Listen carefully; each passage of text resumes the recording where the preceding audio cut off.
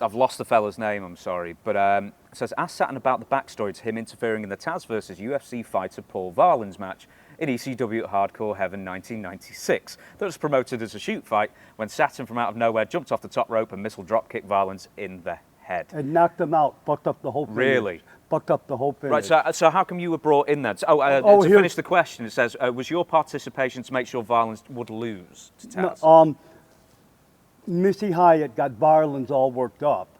So he tells Paul Lee he's supposed to put over Taz. He doesn't want to put over Taz now. So, clean. And so it comes up, the negotiation they came up with is that somebody will fuck fuck Varelans. So then Paulie brings me over because I was one of his guys that he trusted, And Varelans looks at us and he goes, I don't know, if a guy can stand on another guy's shoulder, I don't know, and I'm still taller, I don't know if it's believable. And Paulie looked at me and he just shook his head, so I knew he was done. And I just come up I was supposed to kick him, he'd bump and sell him the Taz's finish. I knocked him out. There was no getting up in the nothing. And then in the back, I went up to him to see if he wanted to fight, and he didn't, But he's just he was hard to deal with, and them shooters don't understand the work sometimes. Yeah. You know what I mean?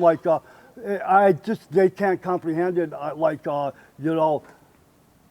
It's just, I don't know why, Josh Barnett, I worked with a lot in Japan when I was going there, and he got it. He could get the deal between the work, it's okay because it's a work, but then some guys just can't get it, I don't know, and it's all bullshit. Yeah. I never beat nobody. People put me over, Was that his first and last pro wrestling match? Yeah, for sure, because I cut a pretty good promo on him in the locker room and shit too, because I was pretty hot. Yeah. Yeah, so I'm sure he wouldn't show his face again. And who knows, he might have punched the shit out of me, but I took away his will to find out, so. Especially since it's a locker room versus him, I doubt he wanted to really try it out. No, sorry, please. Ron and Don Harris, love them guys. There's no way they could possibly fool me into knowing which one is it. Like, I can tell them apart. There's no way I can't. For a while, though, I couldn't tell them apart. And do you know them guys at all? I've never spoke to Dutch wants to bring him on the other podcast because he knows them pretty well, but no, I've never had the pleasure. Don is kind of a joker, goof around, and Ron's a little more serious. So I'm doing the spot with Ron, and I'm gonna duck his kick, and I'm gonna super kick him.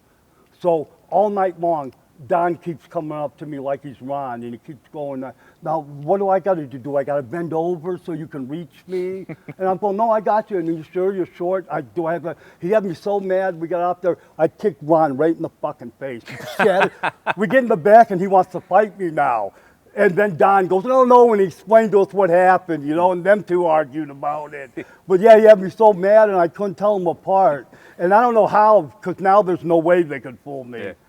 It's funny because we were actually just talking last week as we record this. They're great guys, great guys.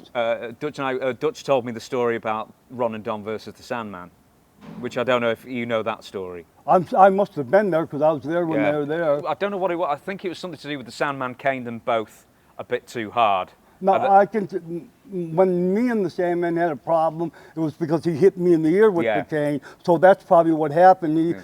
For a while in the beginning, he was a little reckless. Yeah. He learned, and he's awesome. He's awesome to be in there with now. But in the beginning, he was a little reckless.